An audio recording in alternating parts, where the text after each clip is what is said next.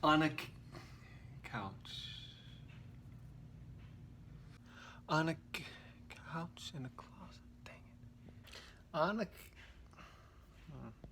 On a couch. On a couch. On a couch. But one kid.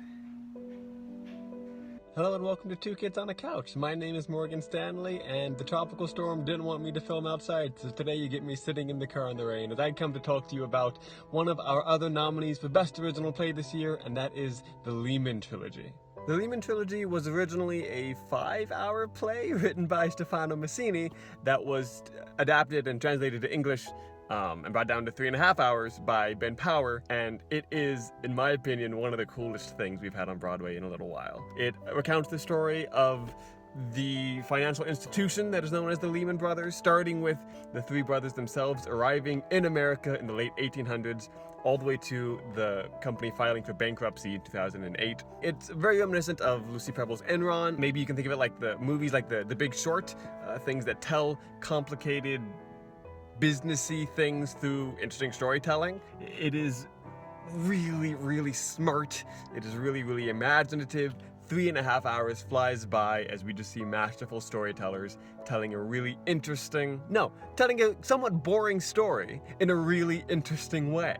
The Lehman Trilogy earned 8 Tony nominations, including Best Play, Best Direction of a Play for Sam Mendes, Best Performance by an Actor in a Leading Role in a Play for Simon Russell Beale, Adrian Lester, and Adam Godley, Best Scenic Design of a Play for S. Devlin, Best Lighting Design of a Play for John Clark, and Best Sound Design of a Play for Nick Powell and Dominic Bikey. So first off, we have to talk about all 3 of the actors in this production being nominated for Best Leading Actor. It's amazing. It shows how talented this cast is, and how a show that closed months ago is still sitting in the conscience of the Tony voters and nominators. I think that's a great sign. Unfortunately, I don't know that they will win because it's so ensemble based, because it's all of them. It's hard for one to stand out. If one were to stand out, it sounds like it might be Simon Russell Beale. He plays the oldest brother. He plays kind of some of the more interesting side characters. So he's maybe the one I hear talked about the most.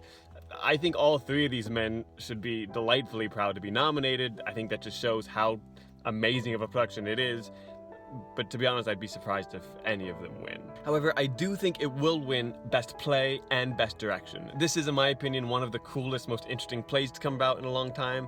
I think it is smart, it is funny, it is brilliantly staged. I think it is just a good theatrical experience. I think especially coming up out of the pandemic, out of the closure of Broadway, this shows what live theater can do that no other form of entertainment can do, which I think is wonderful. And I think a lot of that credit goes to Sam Mendes. I think his direction of what could have otherwise been a kind of dense and boring play is really brilliant, and I think showcases why he's one of the best in his field. I've been a fan for a while, and I think he's going to take home the Tony Award as well.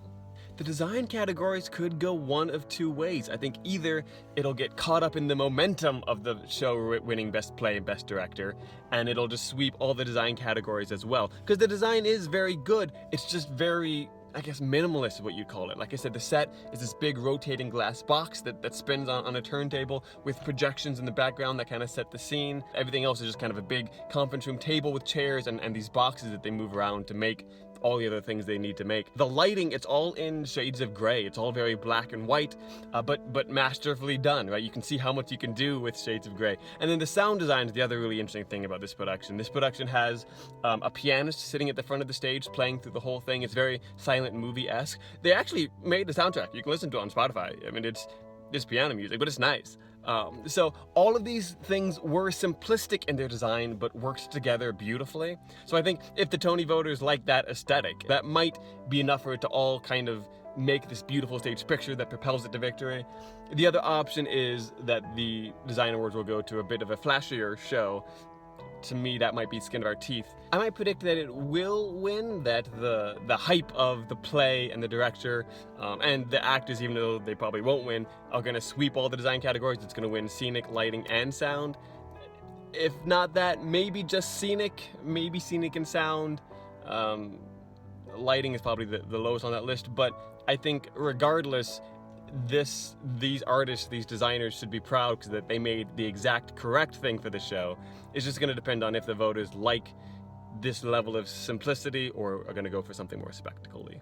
And that does it for today. It looks like it stopped raining, so I'm going to head back on out there. But thank you for watching. Feel free to like, comment, subscribe, all that good stuff. We only got a few more shows left, so stay tuned. And we will catch you guys next time for more Two Kids on a Couch.